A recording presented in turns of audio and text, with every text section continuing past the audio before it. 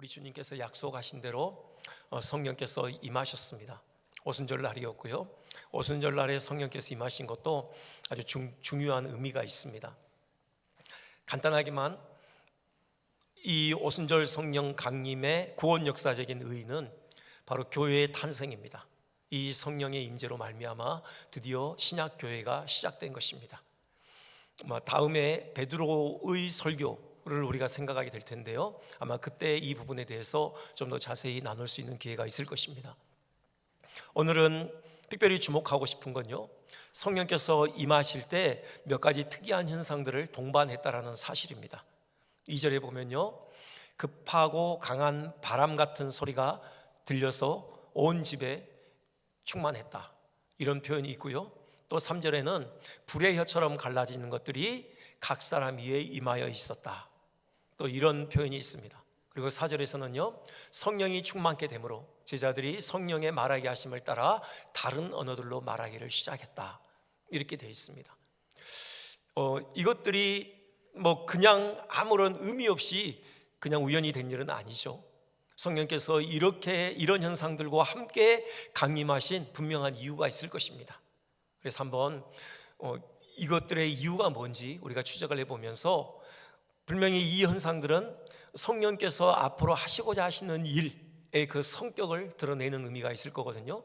그래서 이 현상들을 우리가 추적할 때 성령께서 하시는 일이 무엇인지, 우리에게 성령으로 충만케 되어질 때 우리 가운데 일어날 그 놀라운 역사가 무엇인지 함께 우리 한번 기대하면서 이 장면을 숙고해 보겠습니다.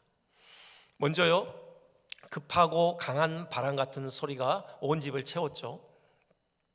급하고 강한 바람, 이건요 강력한 돌풍을 의미합니다. 아주 강한 바람.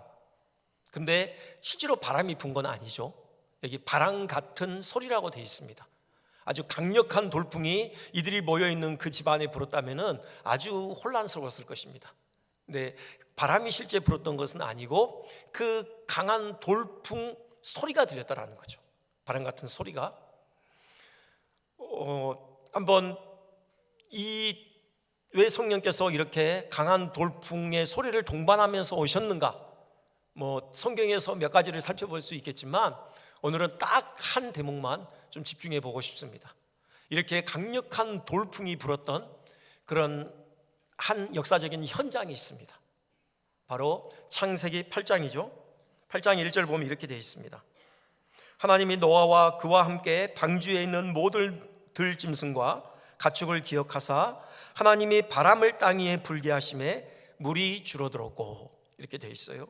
어떤 상황을 묘사하는 것인지 여러분 잘 아실 것입니다. 사람이 범죄하고 그 죄가 창궐함으로 인하여서 하나님께서 홍수로 땅을 심판하셨습니다. 물이 온 땅을 덮어버렸죠. 특별히 물 속에서 생명을 유지할 수 있는 생명체 외에는 모든 생명체가 다 멸절되어졌습니다. 그러니까 온 땅을 뒤덮고 있는 그 물로 인하여서 모든 생명체가 멸절된 것, 곧 죽음의 땅이 되고 말았던 것이죠. 하나님께서 이제 그 죽음의 땅을 다시 회복시키시기 시작하시는 것입니다. 그 땅을 덮고 있던 물을 걷어내시고요, 이제 생명이 움트는 땅으로 바꾸시는 거죠. 이 일을 하시는 데 있어서 사용하시는 도구가 바로 바람이었습니다. 바람을 땅 위에 불게 하심에 물이 줄어들었고, 그러니까 바람을 통해서 말리시는 거죠. 여러분, 온 땅을 물이 덮고 있어요. 그 많은 물을 말려서 그것을 걷어내서 묻히 드러나게 하시려면은 얼마나 이 바람이 강했겠습니까? 아주 강력한 돌풍이 불었을 것입니다. 물론 물이 제어지는데 수개월의 시간이 걸리긴 했습니다. 그럼에도 불구하고 아주 강한 바람이었을 것으로 우리는 충분히 추정할 수 있습니다. 바로 이것과 연관되는 것이죠. 지금 이 마가의 다락방에 모인 이 120문도에게 성령께서 임하실 때 아주 강력한 돌풍이 부는 그 소리와 함께 임하신 것은 바로 저 노아의 그 홍수로 뒤덮여 있는 죽음의 땅을 바람을 통해서 생명이 약동하는 땅으로 바꾸시는 그 하나님의 역사를 바로 상징하는 것입니다. 성령께서 오셔서 하시는 일이 뭐냐? 바로 죄와 사망으로 뒤덮여 있는 이 세상을 하나님의 생명을 불어넣으심으로 하나님의 생명이 고동치는 그런 생명의 땅으로 바꾸신다라는 것이죠. 그렇습니다. 성령의 바람이 불면요, 죄가 거두어집니다. 사망이 물러가게 됩니다. 하나님의 생명이 약동하고 고동치게 되는 것입니다. 여러분, 그 태풍이 바다에 불 때 아주 큰 풍랑을 이렇게 일게 만듭니다. 바다에서 작업하는 사람들에게는 태풍은 별로 달갑지 않은 존재일 것입니다. 하지만 바다에게 있어서만큼은, 바다 그 자체에 있어서는 태풍이 참으로 유익한 존재라고 합니다. 태풍이 불므로 인하여서 바다가 생명력을 유지하는 것입니다. 태풍이 불 때요, 그 바다를 정화시키고 바다에 생기를 공급하는데요, 그러니까는 시간이 흐를수록 그 땅에 있는 오염 물질들이 점점 바다에 쌓이죠. 바다도 오염되고 또 물이 썩어가는 것입니다. 그럴 때 강력한 돌풍이 불어서요, 이렇게 풍랑을 일으키죠. 한번 바다를 그냥 뒤집어 엎는 것입니다. 그러면서 그 모든 오염 물질을 정화시키는 이런 일을 한다고 해요.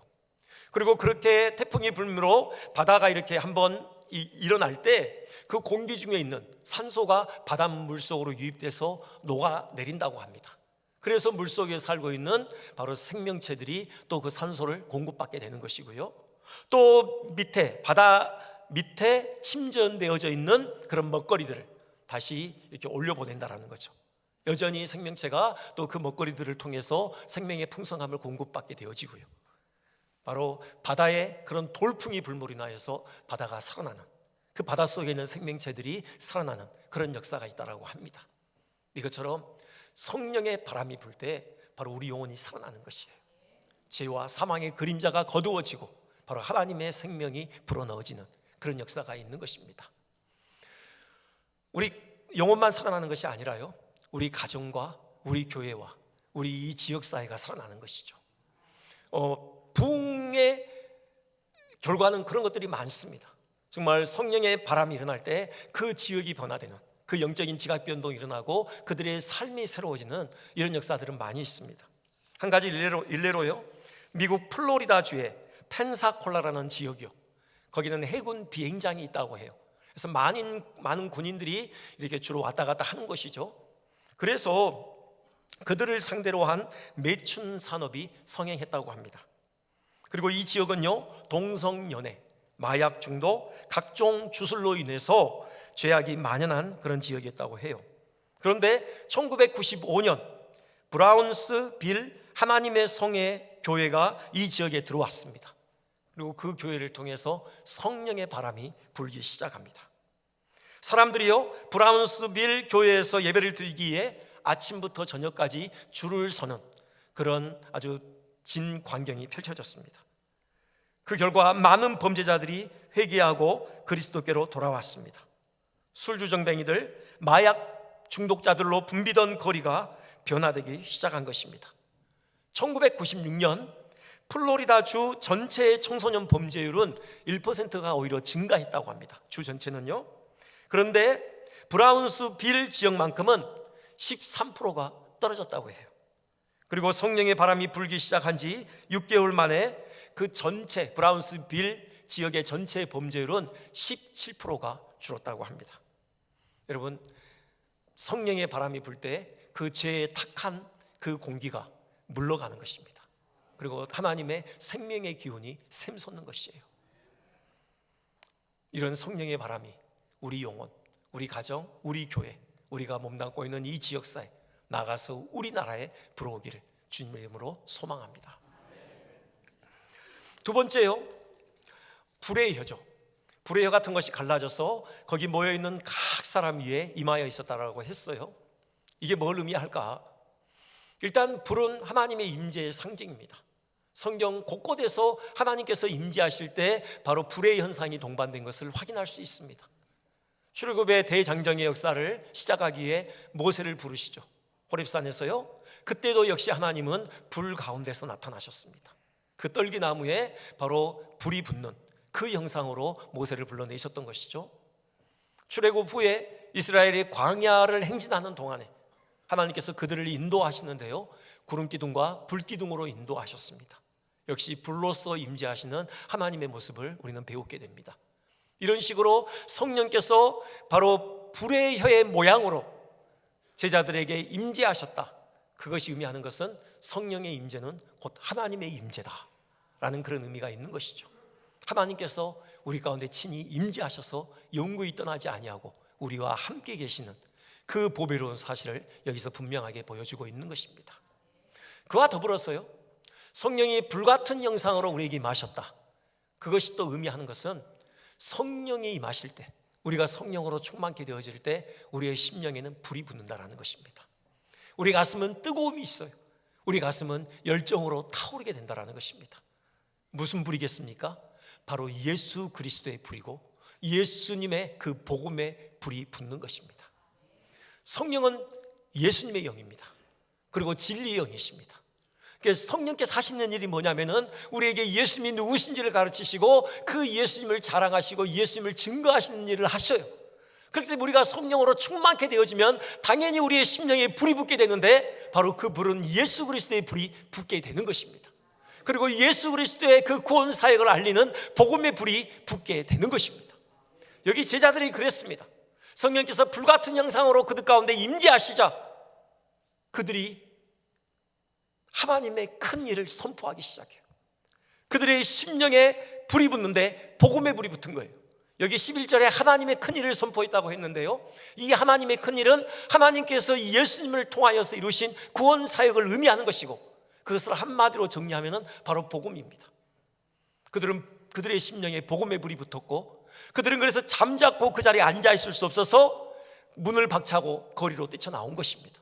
그들의 입을 열어서 하나님의 큰 일, 바로 예수 그리스도의 복음을 힘있게 선포하기 시작한 것이에요. 이들이 얼마나 크게 이 하나님의 큰 일을 선포했냐면은 그 예루살렘에 거주하고 있던, 거기 머물고 있던 많은 사람들이 도대체 이게 무슨 소린가 궁금해서 다들 나온 것입니다. 이 제자들에게로 찾아온 것이에요. 베드로가 나중에 설교하거든요. 그 설교를 통해서 회심하고 세례를 받아서 그리스도인이 된 사람이 3,000명이라고 그렇게 돼 있어요. 이건 성인 남자만 센 수입니다. 여자와 아이들까지 합치면은 아마 10,000명 가까이 되지 않았을까. 학자들은 그렇게 분석하기도 합니다. 여러분, 그럼 얼마나 많은 사람들이 지금 온 겁니까? 여러분, 예루살렘의 수많은 사람들이 지금 이 소리가 도대체 무슨 소리인가 다들 궁금해서 지금 제자들을 찾아온 것이에요. 이들은 그만큼 큰 소리로 외쳤던 것입니다. 지금 집안에 있는 사람들이 그 소리를 듣고 도대체 궁금해서 나오도록 그렇게 큰 소리로 이들이 복음을 선포했던 것이에요. 근데 이것이요, 간단히 볼 일이 아닙니다. 뭐 그랬나 보다. 아니요. 여러분, 제자들의 입장으로 한번 돌아가 보십시오. 그들이 얼마 전까지요, 그들은 두려움에 떨고 있었습니다. 그들은 문을 꽁꽁 닫아놓고 한껏 그들의 몸을 움츠리고 있었어요. 이유가 뭡니까? 그들이 따르던 스승 예수님이 십자가 처형을 당하셨기 때문이죠. 예수님이 2번 법정에 서셨습니다. 한 번은 그 유대 당국자들의 사내들인 공의의 법정에 서셨죠. 거기서요, 스스로 하나님이라 자칭한다고 해서 신석 모독죄 판결을 받으셨습니다.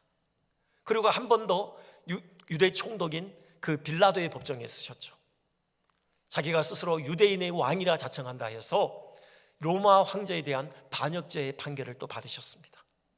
신성 모독죄, 로마 황제에 대한 반역죄, 이것은 아주 중한 범죄들입니다. 여기에 대한 정당한 형벌은 즉각 처형이에요. 직결 처형입니다. 그래서 십자가를 지신 거죠. 그렇게 신성 모독죄와 로마 황제에 대한 반역죄로 십자가형을 당하신 그 예수님의 추종자들이 바로 제자들 아니었습니까? 그러니 그들은 두려움에 떨 수밖에 없었습니다. 언제 저 문을 열고 유대 당국자들이 그들을 체포할지 모르는 것입니다. 근데 그들이 바뀐 거예요. 그런 그들이 문을 박차고 지금 거리로 뛰쳐나와서 모두가 다 들을 수 있는 큰 소리로 그 예수님이 하나님이시고 그 예수님이 구주이시고 그 예수님이 우리의 진정한 왕이시다라고 그들이 지금 선포하고 있는 것입니다. 이거 결코 간단한 일이 아니에요. 이것에 대한 파장이 만만치 않을 것, 그들도 충분히 예상했을 것입니다. 실제로 그랬어요. 그들이 사내들인 법정에 서게 됩니다. 매를 맞았고요, 다시는 예수 이름을 선포하지 말라고 이렇게 죽음으로 그들을 위협하는 그 위협을 들어야만 했습니다. 실제로 스데반은 그 선포 때문에 돌에 맞아 죽었습니다. 사도 요한의 형제인 야고보도 죽었습니다. 여러분, 이런 결과가 있을 것을 뻔히 알매도 불구하고 그들은 잠잠히 있을 수 없었던 것입니다. 담대하게 큰 소리로 복음을 선포했던 것이죠. 그것이 의미하는 바가 뭡니까? 그들의 심령에 복음의 불이 붙었다라는 것이죠. 그 불을 그들은 주체할 수가 없었던 것입니다. 그래서 토해내는 것입니다. 이 복음의 불이 붙었다라는 것, 그것의 필수적인 과정은요, 복음에 담긴 하나님의 은혜를 그들이 깊이 깨달았다는 것입니다. 그 하나님의 은혜와 그 사랑에 감격했다는 것이에요. 여기 사도행전에요, 이 복음을 하나님의 큰 일이다 그렇게 지금 표현하고 있잖아요. 의미심장해요. 음미해 볼 만한 대목입니다. 크다라는 수식어가 지금 어디에 붙어 있습니까? 하나님입니까? 하나님께서 이루신 일입니까? 제 생각에는요, 크다라는 수식어는 우선적으로 하나님께 붙어야 돼요. 하나님은 크신 하나님이세요. 광대하신 하나님이십니다. 실로 위대하신 하나님이에요. 그런데 크신 하나님의 일이라고 하지 않고 하나님의 크신 일이라고 했어요. 하나님께서 얼마나 크신가, 최근에 우리 제자훈련생들하고 함께 책을 하나 읽었는데요, 그 사랑의 교회 원로 목사님이신 고옥하는 목사님께서 쓰신 설교집이에요. 거기에 그 하나님의 크심을 이렇게 서술하는 대목이 있습니다. 하나님께서 우리를 하나님의 형상으로 지으셨죠. 그래서 보면은 우리 인간도 참 대단한 존재들이에요. 그 증거 중에 하나가 뭐냐면요, 우리 인간의 몸을 구성하고 있는 세포, 그 염색체 있잖아요. 염색체에 어마어마한 정보가 들어있다는 것입니다. 그 정보량이요 200억 바이트나 된다고 해요. 뭐 잘 모르시겠죠, 200억 바이트 어느 정도 되는지요. A4 용지, 여기에 지금 제가 시해보진 않았지만 보통 한 300단어 정도의 그 글자가 이렇게 담긴다고 해요. 이 A4 용지, 300단어가 담기는 A4 용지 200만 장에 해당되는 정보량입니다. 이걸 책으로 만들면요, 두꺼운 책 한 500페이지 정도 되는 책, 그걸요 4,000권을 만들 수 있는 그 정보량이에요. 그러니까 우리 몸의 염색체 하나에요 500페이지가 되는 그 장서 4,000권을 보관하고 있는 도서관이 있는 겁니다. 이 정도로 대단한 존재예요. 실로 위대한 존재들입니다. 그런데 하나님께서 우리 인간을 향하여 뭐라고 부르시냐면요, 메뚜기라고 부르셔요. 이사야 40장 22절, 그는 땅이 궁창에 앉으시나니 땅에 사는 사람들은 메뚜기 같으니라. 하나님 보시기에는 대단한 존재들이 아니에요. 메뚜기 같은 존재들입니다. 더 나아가서요, 또 40장 15절에서는 또 이렇게 고백합니다. 우리 한번 같이 한번 우리 봉독해 볼까요? 자, 시작.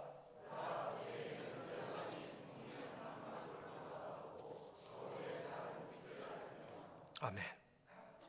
하나님이 우리를 보실 때 우리 한 사람이 아니라요, 모든 민족, 바로 열방이요 통에 한 방울 물 같답니다. 저울에 얹혀져 있는, 그 접시에 얹혀져 있는 아주 작은 티끌 하나와 같다. 하나님은 그렇게 보시는 겁니다. 하나님은 얼마나 크십니까? 이렇게 광대하신 하나님이에요. 그렇기 때문에 당연히 크다라는 그 수식어는 하나님께 붙어야 되죠. 다시 말씀드리지만 바로 일에 붙어 있어요. 하나님의 큰 일, 그랬습니다. 그게 의미하는 바는 뭐예요? 그만큼 하나님께서 우리를 위해서 이루신 구원 역사가 실로 놀랍고 위대하다라는 것, 그걸 의미하는 거예요. 그럼 여기에는 역설이 있습니다. 하나님께서 우리를 위해서 하신 일이 뭡니까? 그분이 사람이 되셨어요. 하나님께서 우리와 같은 사람이 되어 이 땅에 오신 것입니다. 그 말이 의미하는 바는요, 하나님께서 메뚜기와 같은 존재가 되셨다는 겁니다. 스스로. 그 말이 의미하는 바는 하나님께서 스스로 그 통에 한 방울 물처럼 되셨다는 거예요.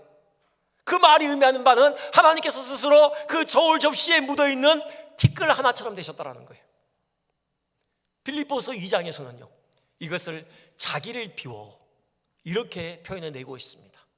오히려 자기를 비워 종의 형체를 가지사 사람들과 같이 되셨고, 그 NIV 영어 성경은 저 자기를 비워를요 He made himself nothing, 그렇게 풀고 있습니다. 하나님께서 아무것도 아닌 것이 되셨다는 거예요.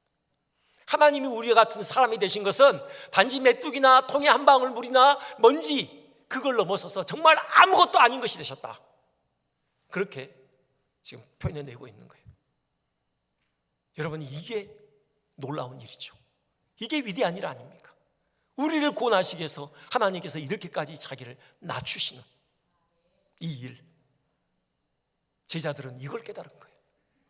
이것이 얼마나 위대하고 놀라운지, 이 복음 안에 담겨있는 하나님의 사랑이 얼마나 위대하고 놀라운지, 이 복음 안에 담겨있는 하나님의 그 은혜가 얼마나 위대하고 놀라운지 그들은 깨닫게 되어지고, 그래서 그 은혜와 사랑에 그들은 감격하게 된 것입니다.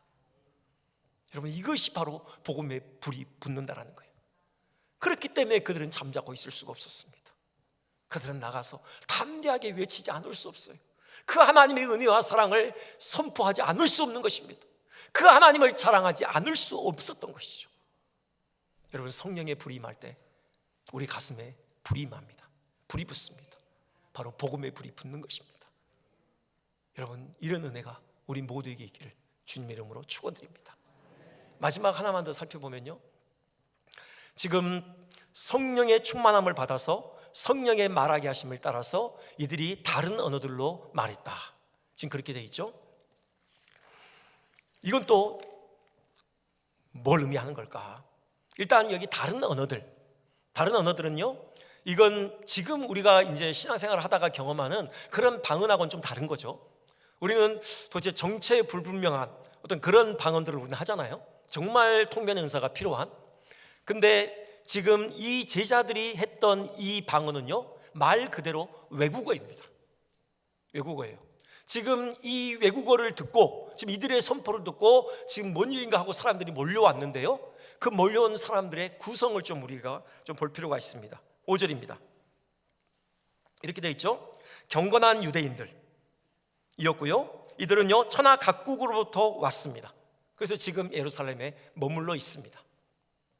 지금 이 천하 각국에 대한 그 리스트가 쭉 나열되고 있어요. 9절부터 11절까지요. 보면은 대륙으로 보면은 아시아, 유럽, 아프리카에 걸쳐져 있습니다. 한 15개국, 15개 지역. 뭐 더 있었을 수도 있죠. 여기까지가 아마 그 당시 알고 있던 그 지역들일 수 있습니다. 그러니까는 이들은 디아스포라 유대인들이죠. 그 기원전 586년에 바벨론에 의해서 남유다가 망하잖아요. 그때 수많은 유대인들이 이렇게 세계 각 지역으로 흩어졌던 것입니다. 그리고 그냥 후손들이 그 자리에 눌러 앉아서 계속 살고 있었어요. 그래서 그들의 모국어는 바로 그들이 살고 있는 그 지역의 언어였던 것이죠. 그들이 지금 오순절을 맞아서 그 축제를 지키기 위해 지금 잠시 방문한 사람들도 있었고, 또 이들 중에는 많은 사람들이 이제 남은 생애를 하나님의 성전이 있는 성도 예루살렘에서 보내야 되겠다 하고 아예 이주해 온 또 그런 유대인들도 있었습니다. 지금 그들을 얘기하는 겁니다. 그들이 지금 큰 소리로 떠드는 것을 듣고 놀라서 찾아왔고, 그들이 더 놀라게 된 것은 그들의 말을 들어보니 자기들의 난 곳 방언으로 지금 얘기를 하고 있는 것입니다. 이들이 놀랄 수밖에 없는 이유가 뭐냐? 여러분 7절 보십시오. 7절 뒤에 이렇게 되어 있습니다. 보라, 이 말하는 사람들이 다 갈릴리 사람이 아니냐?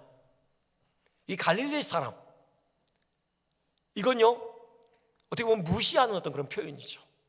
그러니까는 없이 살고 못 배우고 무식한 사람들을 일컫는 그런 용어입니다. 실제로 갈릴리는 변방에 있었고 어떤 그런 배움의 기회가 많지 않은 형편이 어려운 사람들이 많았죠. 아니, 이 갈릴리 사람들, 이 무식한 갈릴리 사람들이 지금 우리가 난 곳 방언을 이렇게 유창하게 잘할 수 있느냐? 이게 도대체 무슨 일이냐? 지금 그런 겁니다. 실제로 이 120문도 중에 모국어인 아람어 외에 다른 외국어를 유창하게 할 수 있는 사람은 몇 안 됐을 것이에요. 근데 성령께서 지금 이렇게 하신 것입니다. 근데 한 가지 더 흥미로운 대목이 있는데요, 이 이후에 베드로가 지금 그 모여있는 사람들 앞에서 설교를 해요. 그 설교를 듣고 사람들이 찔림을 받아서 회개하고 세례를 받는 역사가 일어났습니다. 그럼 여러분, 베드로는 무슨 언어로 설교를 했을까요? 당연히 아람어겠죠. 베드로가 쓸 수 있는 언어 아람어로 설교를 했을 거예요. 뭐 옆에 있는 제자들이 그걸 듣고 각 난국 방언으로 통역을 했을까요? 그랬을 것 같지 않아요. 그런 기록이 없습니다. 그렇다면 이게 의미하는 바는 뭐예요? 어쨌든 이들은 유대인들이기 때문에 비록 외국에 살았지만, 외국 교포들이지만, 하지만 아람어를 기본적으로 할 수 있었다라는 거예요. 베드로가 하는 아람어 설교를 그래도 어느 정도 알아들을 수 있었다라는 거, 그걸 의미해요. 자, 그렇다면 지금 성령께서 이들로 하여금 다른 언어들로, 지금 외국어들로 하나님의 큰 일을 선포하게 하신 것은 그렇게 하지 않으면 이들이 이해할 수 없어서는 아니었다라는 것이죠. 이해가 되시죠? 무슨 말씀이죠? 여기에는 특별한 의도가 있는 것입니다. 상징하는 바가 있어요. 그게 뭐냐? 복음이 이제 이렇게 세계 각 지역으로 선포되는 시대가 열렸다는 것입니다. 지금 옛 이스라엘을 대체하는 새 이스라엘 교회가 이제 설립되어졌는데, 이 교회의 구성원들은 단지 유대 민족만이 아니라 온 세계 각 나라와 족속과 백성과 방언에서 주께로 돌아오는 그 무리들로 이루어질 것이다. 지금 그것을 여기서 상징적으로 선언하고 있는 것입니다. 우리도 그래야 되겠죠.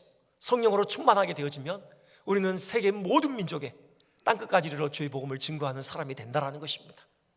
그와 더불어서 우리가 한 가지 더 중요하게 생각해 봐야 될 의미가 있습니다. 성령 충만해서 성령이 말하게 하심을 따라 다른 방언으로 말하자, 모두가 다 그 말을 알아듣게 됐어요. 곧 의사소통이 이루어진 겁니다. 언어가 하나 되어져요. 이것은요, 바벨탑 사건의 역전입니다. 처음에 언어가 혼잡하게 되어진 것은 바벨탑 사건 때문이죠. 바벨탑이 뭡니까? 하늘에 닿기 위해서 탑을 쌓아 올린 것 아닙니까? 그 동기는요, 자기 이름을 내기 위해서예요. 스스로 하나님을 제치고 자기들이 하나님이 되고파, 삶의 구심점이 되고파, 삶의 주인으로 행세하기 위해서 그들이 자기들의 왕국을 세우기 위해서 바로 하늘에게까지 닿도록 탑을 쌓을 시도를 했던 것입니다. 하나님께서 그 시도를 좌절시키되 바로 언어를 혼잡하게 함으로 좌절시키시는 거죠. 그렇다면요, 여기서는 중요한 교훈이 있습니다. 진정한 의사소통을 가로막는 장애물이 뭡니까? 그건 교만입니다. 그건 죄예요. 철저한 자기중심적인 그런 이기적인 사고방식, 그 마음입니다. 그것이 사람들 간의 소통을 가로막는 장벽이에요. 단지 언어가 아닙니다. 우리나라 언어가 같아요. 한국어 하나입니다. 그럼에도 불구하고 우리가 경험하는 것은 의사소통이 안 돼요. 대화가 안 됩니다. 서로를 이해하지 못해요. 말을요. 자기 말만 합니다. 그 이유가 뭡니까? 교만 때문이죠. 자기를 세상의 중심으로 생각하는 그 교만, 그 이기적인 욕망, 그것이 장벽이 되어져서 진정한 의사소통을 가로막고 있는 것입니다. 이것이 역전되는 겁니다. 성령께서 오실 때, 성령으로 충만하게 되어질 때, 성령께서 말하게 하심을 따라 다른 언어로 말함으로 진정한 의사소통이 이루어지는 것이에요. 진정으로 사람들이 하나가 되는 것입니다. 무엇 때문입니까? 성령은 예수의 영이라고 그랬죠. 성령으로 충만하게 된다는 것은요, 예수님으로 충만하게 된다는 것이고, 예수님으로 충만하게 된다는 것은 예수님의 마음으로 충만하게 된다는 것입니다. 예수님의 마음이 진정으로 하나됨을 가지고 오는 거예요. 그 대화의 그 단절한 그 장벽을 무너뜨리고요, 진정한 소통이 가능하도록 만드는 것입니다. 예수님의 마음, 그건 섬김이고요, 그건 겸손이고요, 그건 사랑입니다. 아까 빌립보서 말씀 보았잖아요. 2장 6절부터요. 하나님과 동등됨을 취할 것으로 여기지 아니하시고 자기를 비워 종의 형체를 가지사 사람들과 같이 되셨다. 아무것도 아닌 것이 되셨다. 스스로 메뚜기가 되시고, 스스로 통에 한 방울 물 같은 존재가 되시고, 스스로 그 저울의 접시에 얹혀있는 하나의 작은 티끌이 되시는, 바로 그 겸손, 그 섬김, 그 사랑의 마음, 그 마음이 우리를 충만하게 사로잡을 때, 여러분, 사람들 간에 진정한 소통이 이루어지는 것입니다. 이런 은혜가 우리에게 있었으면 좋겠습니다. 성령으로 충만케 되므로 성령의 말하게 하심을 따라서 우리가 그 하늘의 언어로, 그 천국 방언으로 우리가 서로 대화할 수 있었으면 좋겠습니다. 우리 가정이, 우리 교회가, 또 우리가 속한 그 어떤 공동체가 우리로 말미암아 성령으로 충만한, 그래서 예수님의 마음으로 충만한 우리의 언어로 말미암아 진정으로 하나 되는 그런 역사가 있기를 주님의 이름으로 축원드립니다.